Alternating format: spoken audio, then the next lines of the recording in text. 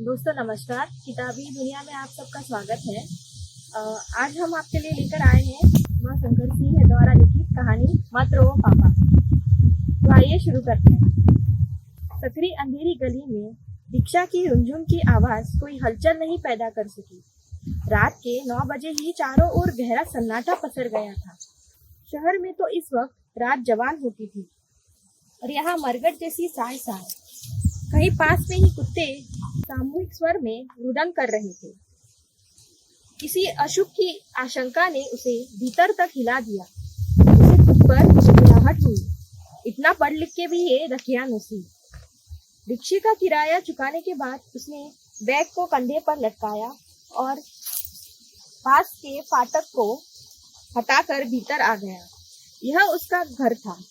इसके ईट चूना और अपने हार्ड मास में उसने कोई फर्क महसूस नहीं किया और दोनों में जगह जगह से टूटन शुरू हो गई थी।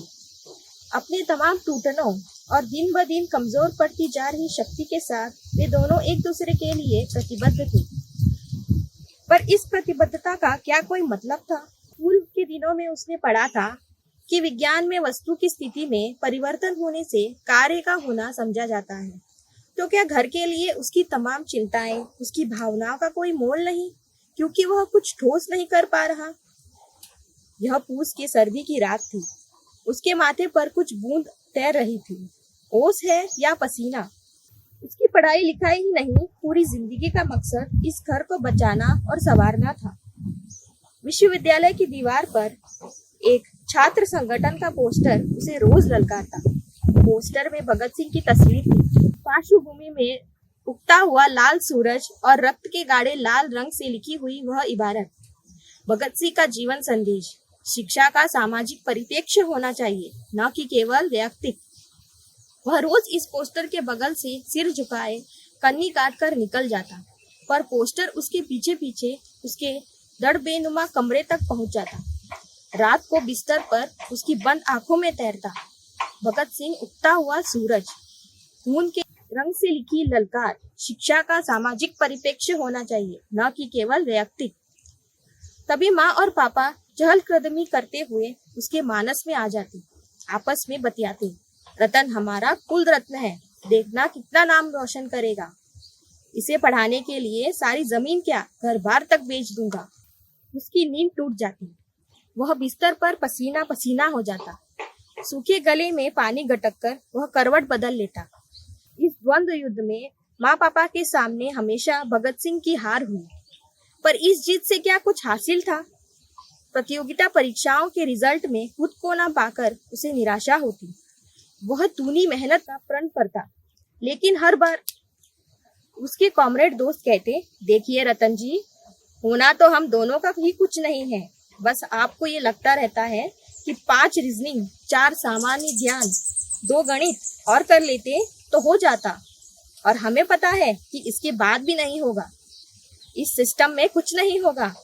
आपकी लड़ाई इस सिस्टम में शामिल होने की है और हमारी इस सिस्टम को बदलने की। और हम दोनों अपनी अपनी जगह पूरी ईमानदारी के बावजूद अपनी अपनी लड़ाई हार रहे हैं। हम अपनी लड़ाई हार भी जाएं तो हमें दुख नहीं होगा, क्योंकि हमारी जिंदगी असफल भले हो, निरर्थक नहीं है। जो आग से टपकता है उसी का नाम लहू है, न कि उसका जो सिर्फ रंगों में दौड़ फांद के रंगों में ही रह जाता है। हारने के बाद भी हमें अपनी जिंदगी को जिंदगी कहने में शर्म महसूस नहीं होगी। रतन बाबू, बाढ़ में जाए शर्म और गर्व। रतन भबक पड़ता, जब जिंदगी ही नहीं रहेगी तो कैसी शर्म और कैसा गर्व। जिंदगी रह पाने की चिंता और प्रयत्न को भी आप स्वार्थ कहेंगे? वह रुआसा हो जाता। बहसों का अंत अमूमन ऐसे ही दुख, क्रोध और ग्लानि में होता। वह बहस मुबाहिशों से बचने लगा था। 10 साल पहले वह मैट्रिक की परीक्षा पास कर घर से पढ़ने के लिए भेज दिया गया था। 10 साल में तो एक पीढ़ी तैयार हो जाती है। से लगा बहुत हो गया। छात्र जीवन का लंबा होना बहुत दुखद होता है। कल दाढ़ी बनाते वक्त घने काले बालों में से एक सफेद बाल चमचमाता हुआ दिखा। उम्र के मौन पदचाप और दुश्चिंताओं ने उसके चेहरे की झुर्रियों को घना कर दिया था। उसके जीवन में कोई नौकरी नहीं, कोई प्रेमिका नहीं, एक उपलब्धि नहीं, जिसकी छांव में वह पल भर सुस्ता सके, और उम्र है बढ़ती ही जाती है। वह सोचे जा रहा था, बिना कुछ किए धरे ही वह बड़ा हो गया। ऐसे में उसे माँ याद आती, एक गुस्सैल बददिमाग घर आंगन के विभिन्न कोणों पर एक पैर पर नाचती, एक हाड़ मांस की कठपुतली। वह गाली, गुस्सा और गजालत था। माँ कितना बदल जाती है जब वह बालों से जूं निकालने के बहाने उसका सिर सहलाती थी। ऐसा लगता माँ के पास दो मन है, एक के पास अगाध ममता है, दूसरे के पास खौफ। चीख चीख कर अप्रिय गाली देने वाली माँ कितनी मासूम हो जाती है जब वह भीगी आवाज में गुदगुदाती है, तू बड़ा हो जा, पढ़ लिख ले, फिर सब ठीक हो जाएगा।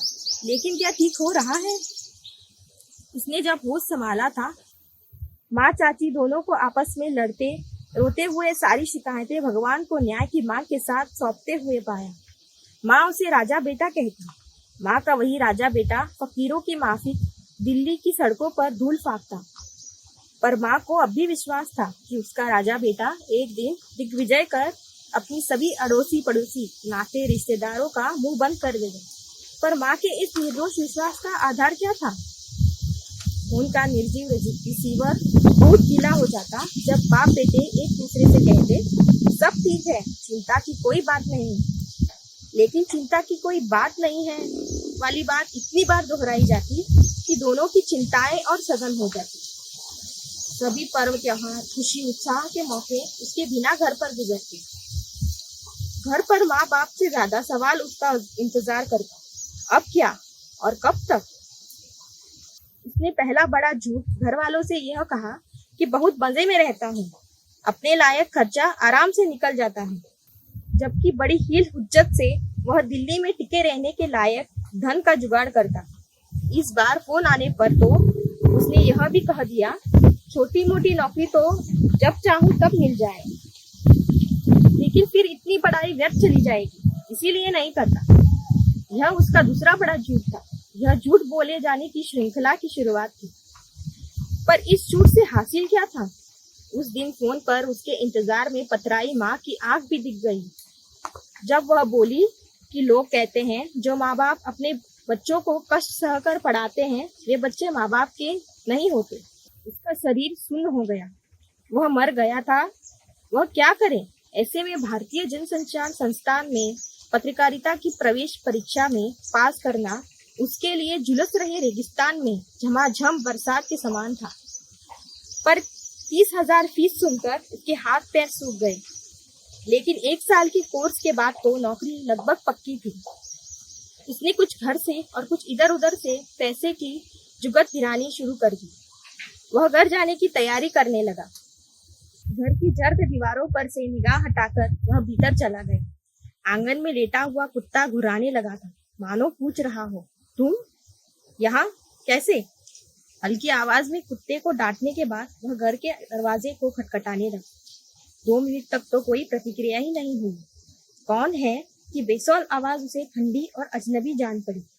यह आवाज इतनी मरी मरी थी कि उसे एक पल को तो यकीन ही नहीं हुआ था कि यह उसके गरम मिजाज पिता की बुलंद आवाज का निश्चय हो सकता है। पिताजी के कौन है के साथ माँ की चेतावनी भी चस्पा की थी। पहले नाम पूछकर पहचान लिया जाए, फिर गेट खोल दिया जाए। उसका उत्साह मर गया। कहा तो उसने सोचा था कि अचानक आके सबको चौंका देगा, इसीलिए कई बार यह पूछने पर कि कब आ रहे हो उसने कोई जवाब नहीं दिया और बिना पूर्व सूचना के घर आ धमका। मगर यहाँ की भयग्रस्त जिंदगी और धीमापन ने उसे उदास कर दिया। सूखे गले से वह मुश्किल से अपना नाम निकाल पाए। रतन, मैं रतन हूँ। आनन फानन में खुले घर के दरवाजे के पार माँ और पिताजी उसे अजनबी लग रहे थे। उसे लगा पिताजी जबरदस्ती मुस्कुरा रहे हैं। ये चेहरे वर्षों बाद मुस्कुराने की कोशिश करते लग रहे थे। यही तो उसने इस हालत की उम्मीद सपनों में भी नहीं की थी। माँ ने अपना वही पुराना शिकायत दोहराया, फोन करके नहीं आ सकते थे क्या? खाने के इंतजामात और इस क्रम में हो रही बातचीत से सब लोग सहज हो पाए। रात में सोते वक्त उसके मानस पटल पर पुरानी जिंदगी की तस्वीरें सिनेमा के रील की तरह घुलकर चलती रही। भोर में चाय के लिए माँ की पुकार सुन के उसे लगा कि वह अब तक जग ही रहा है। गेट खोलकर वह कमरे के बाहर आ गया। वहां भोर की किरणों के साथ कई सवाल जवाब भी उसका इंतजार कर रहे थे। इस बार उसका घर बहुत बाद में आना हुआ था, करीब 2 साल बाद। लगातार की सफलताओं और तनाव के बाद उसे लगा उसके पास घर जाने का मुंह ही नहीं है। उसे यकीन तो नहीं था, पर वह पत्रकारिता का एंट्रेंस टॉप कर गया। उसे लगा कि वह घर जा सकता है। उसके और घर वालों के सपने अभी चुके नहीं हैं। जब वह एंट्रेंस निकालने की खबर फोन से घर भेज रहा था, पहली बार उसे फोन एक निर्जीव मशीन से कुछ अधिक जान पड़ा। उसे लगा सब लोग बहुत खुश हैं। उसे घर जाना चाहिए। गांव की जड़ से उखड़कर वह महानगर की पथरीली मिट्टी में जम नहीं पाया। उसने सोचा कि इस बार वह कम से कम 1 महीना घर रहेगा, फिर साल भर तो फुर्सत मिलेगी भी नहीं। चाय पीते वक्त वह पिताजी के चेहरे को गौर से देख पाया। उसे याद आया कि वह अपने एक अतिशय दुबले पतले मित्र को रिफिल एक्सरे कहकर चिढ़ाता है। अब वह कभी नहीं ऐसा कर पाएगा। माँ का चेहरा चूल्हे की आग में कुम्हलाया सा लगा। माँ पहली सी गुस्सैल उतावली नहीं लग रही थी। अपने स्वभाव के विपरीत वह सब कुछ चुपचाप किए जा रही थी। एक सुकून भरी जिंदगी की उसकी मामूली इच्छा टूटे हुए बर्तन के रिस रहे पानी की तरह छिज गई थी। माहौल बहुत औपचारिक हो गया था। पिताजी स्वास्थ्य और पढ़ाई के बारे में 2 शब्द बोलकर खेत की तरफ निकल पड़े। माँ मानो इसी मौके की ताक में थी। लेकिन माँ जो सब कह रही थी वह सब माँ के कुम्हलाए चेहरे और पिता के कंकाल नुमा शरीर की हड्डियां उसे पहले ही बता चुके थे। उसके पत्रकारिता में टॉप करने की खबर उस माहौल से गांव में सबको कह गई थी।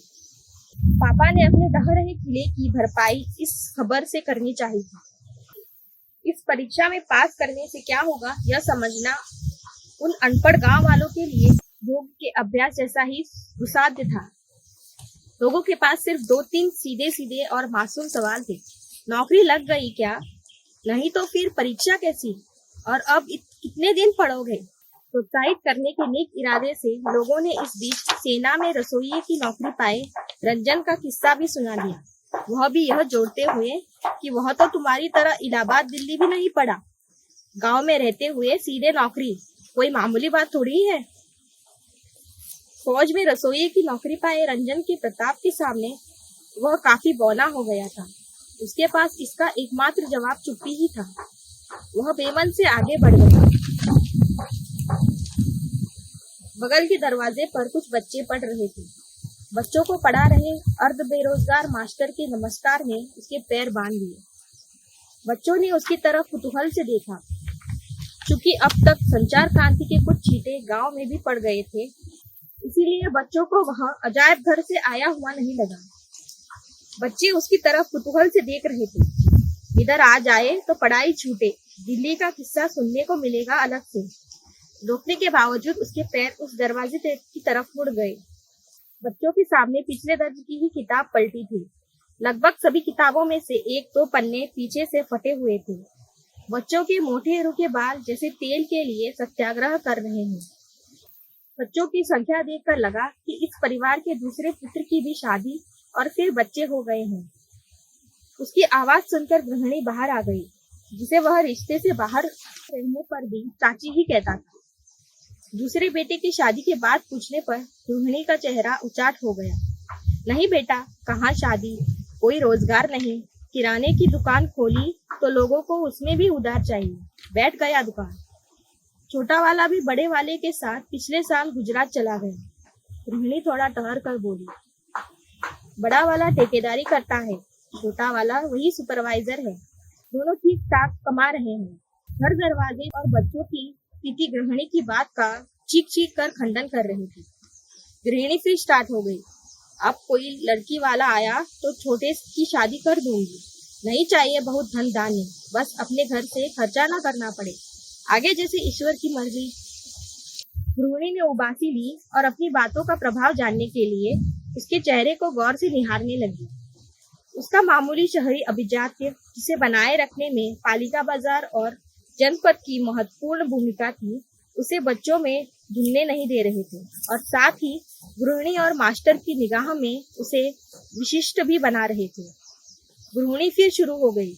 बेटा, तुम तो पढ़े लिखे हो, अच्छी सोहबत वाले हो, तुम्हारे संगी दोस्त तो अच्छे से घर से होंगे, उनके पिता लोग तो अफसर नेता होंगे। यदि इन दोनों को कहीं अच्छी जगह मिल जाए, जब तक जिएगा तुम्हारा नाम लेगा। सही कह रहा था। इस बेचारे के वश में कुछ होता तो यह खुद ही कहीं नौकरी न कर रहा होता। पल्लू संभाल कर भीतर जाते जाते वह बोलती गई, मैं भी किस किस से अपना दुखड़ा रोने लग जाती हूँ। ये शब्द टूटते उसके कानों में पड़े, जैसे किसी ने पिघला हुआ शीशा डाल दिया हो। घर आकर वह धम से बिस्तर पर बैठ गया। वह पस्त हो गया था। उसके आगे अंधेरा छाने लगा, लेकिन अंधेरे में बहुत कुछ स्पष्ट हो गया था। शुरू शुरू में सबको लगता कि वह कोई बड़ा हकीम हुक्काम बनेगा। वह घर आता तो यार दोस्त अड़ोसी पड़ोसी का तांता लगा रहता। कोई उसे खाने पर बुलाता, कोई नाश्ते पर, कोई अपने बच्चों को पढ़ाने और दिशा निर्देश देने के लिए खुशामद करता। लोग घर बाहर के हर काम में उससे मशवरा करते। यह सिलसिला धीरे धीरे कम हुआ, फिर खत्म हो गया। अब लोग उसे चाय पीने को भी नहीं कहते थे। वह छोटी छोटी बातों पर गौर करने लगा था। सोचते सोचते उसकी आग लग गई। वह बिस्तर पर ही पसर गया। दरवाजे पर किसी ने उसके पिताजी के नाम की पुकार लगाई। उसकी नींद टूट गई, पर वह लेटा रहा। लग रहा था जैसे दरवाजे पर कोई कानाफूसी कर रहा हो। उसने गर्दन उठाकर खिड़की से झांका। उसके पिताजी और गांव के जाने माने सूटखोर महाजन किशन सिंह थे। किशन सिंह को लोग उसकी पीठ पीछे जमराज कहते थे। वह तेज तर्रार, बलिष्ठ, क्रूर और बदनाम था। उम्र और रिश्ते के कारण वह पिताजी का लिहाज भी करता था। दोनों की कानाफूसी के बीच किशन सिंह के जोर से उत्तेजित होकर बोलने की आवाज आती है, मूल तो मूल, आपने सूद का भी एक पाई नहीं दिया है। ऐसे कब तक चलेगा? या तो आप मेरा रुपया दे या फिर पोखर के बगल वाली जमीन लिख दे। पिताजी रिरियाते हुए बोले, एक यही तो बाल बच्चों का आसरा है। इसकी गर्दन पर मुझसे छुरी नहीं चलाई जाएगी। किसी के मुंह से अन्न नहीं छीनो। ये वही पिताजी थे जिनके बारे में यह मशहूर था कि अपनी जवानी के दिनों में उन्होंने अपने सभी हम उम्र लोगों को कभी न कभी पीटा था। आज अपने से आधे से कम उम्र के लौंडे के सामने गिड़गिड़ा रहे थे। किशन सिंह 1 महीने से फिर आने को कह गया। पिताजी झुके हुए गर्दन और धीमी कदमों से कमरे में पहुंचे। वे रतन को देखकर चौंके। रतन ने अपनी आंखें बंद कर ली थी और जानबूझकर खराटा भरने लगा था, जैसे वह घड़ी नींद में करता है। इसके महीने भर रुकने का उत्साह न जाने कहाँ उड़ गया। 1.5-2 सप्ताह में ही वह व्यर्थ की नसीहतों और टिप्पणियों से बुरी तरह उब गया। उसे लगता लोग उसे नसीहत नहीं देते, उसकी फजीहत करते हैं। उसने निश्चय किया वह 2-3 दिनों में ही दिल्ली लौट जाएगा। पर वह दिल्ली लौट के भी क्या करे? उसने संकल्प किया वह 1 साल के अंदर कुछ अच्छा करके दिखा देगा। लेकिन किसे? उसे याद आया उसने 2 साल पहले दिल्ली लौटते वक्त भी यही तय किया था।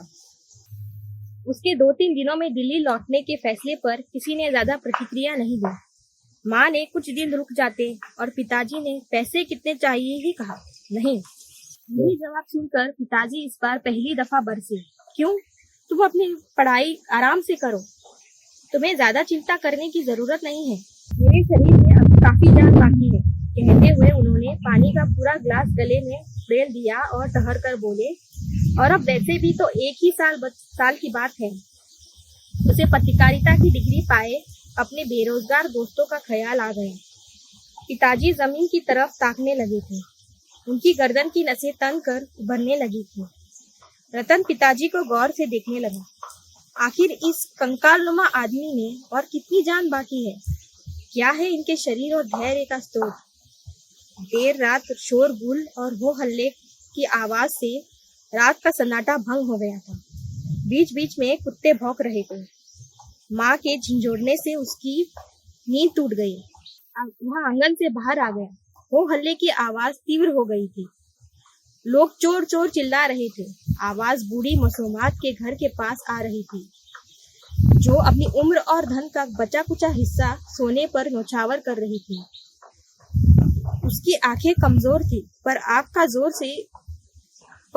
का जोर जैसे जुबान में आ गया हो।